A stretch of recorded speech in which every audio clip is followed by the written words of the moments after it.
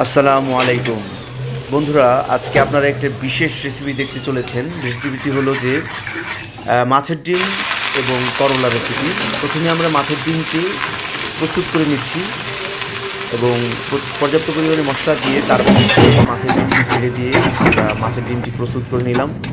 আপনারা যারা ভিডিওটি দেখছেন দয়া করে আমাদের চ্যানেলটি সাবস্ক্রাইব করুন এবং সুন্দর সুন্দর ভিডিও উপভোগ করুন। এরপরে আমরা পর্যাপ্ত পরিমাণে পেঁয়াজ কুচি এবং রসুন কুচি, মরিচ কুচি দিয়ে ভেজে নিচ্ছি এবং এটা এক পর্যায়ে এর মধ্যে আমরা মাছের ডিমগুলোকে ছেড়ে দিলাম এবং ড্রাই করে ভেজে নিলাম। তো ড্রাই করে ভেজে নিয়ে আমরা এটাকে করলার সাথে অ্যাডজাস্ট করার জন্য উঠিয়ে রেখে দিলাম। আমাদের চ্যানেলে যারা নতুন আছেন দয়া করে চ্যানেলটি সাবস্ক্রাইব করুন। এরপরে করলার কুচিগুলোকে আমরা স্বাভাবিকভাবে ভেজে নেব, যেভাবে আমরা ভাজি।